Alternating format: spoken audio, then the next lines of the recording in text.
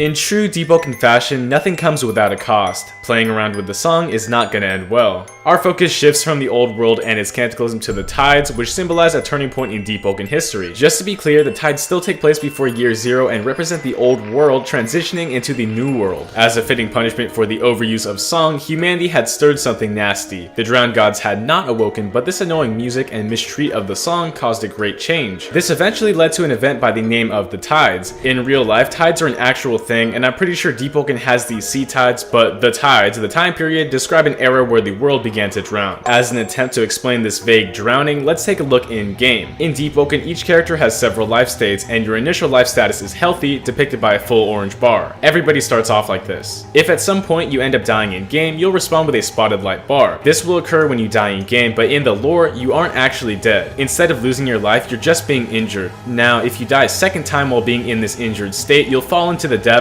or drown. Your soul pops out and sinks underneath, and this is considered an actual death in lore. But during the old world, dying was far less complicated. Usually when somebody died, we assumed that they were buried, but it was unclear about their fate after life. Was there a heaven or a hell? It wasn't certain. After the old world's cataclysm, this brought upon the tides and the drownings. Drownings symbolize the phenomenon of souls sinking into the depths. When you die in game, your soul is swallowed by the depths, and that's defined as a drowning. You can view this at a campfire as it documents how many times your character has drowned. Now, great drownings are the same thing at a larger scale. For example, Seltor falling into the depths is considered a great drowning where a large amount of souls fall into the depths. I fully believe that drownings are targeted and happen for a reason. When drowning first began, people all over the world began to drown and sink underneath, but I think this was a vague punishment for overusing the song and it was not targeted. On the other hand, Seltor's great drowning was way more specific and targeted only them. Their greed and corruption caused them to fall entirely while others remained safe. And you might be asking, is drowning really bad? I mean, you can still do stuff in the depths. That is true, your life still continues, but many normal people do not escape and live terrible lives. Just remember, everyday people do not one-shot enforcers like the player. Anyway, insanity, boredom, various monsters, and the isolation slowly eat away at your mind. People grow old and lose themselves and their family in Scyphosia, which is honestly worse than a normal death. These drownings and the tide affected the overworld as well. The tides brought culture to the Etrian Luminant and the people that lived there. Even the Adrit race made its way to the Etrian Luminant and showed up during the tides. To reinforce this idea, an Etrian down in Summer Isle claims the Adrit came with the waves, which makes a lot of sense. Despite popular belief, Adrit have no relation to water or the waves, but the shifting of continents and sinking islands provided travel from their mountainous civilization. So although the tides kinda sucked for everybody, it did open up travel routes. If we're talking about different groups, the Hive might have been affected as well. It's speculated that primal Vesperian tribes were so troubled many of them split up into different groups in the depths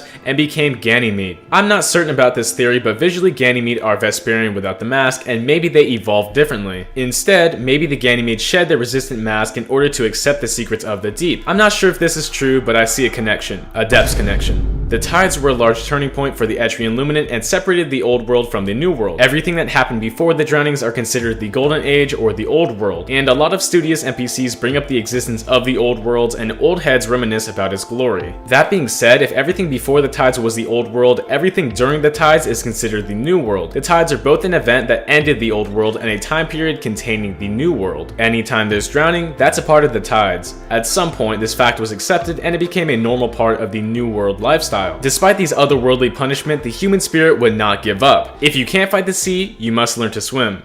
That's all for the tides, and honestly, I had a lot of fun working on this edition. Due to popular demand, I'll add all parts of Deepwoken's timeline into a large video, so check that out soon. The new world is extremely hard to tackle, but I'll do my best, so comment down below which lore you want to see next. Anyway, make sure to like and subscribe, and have a good one.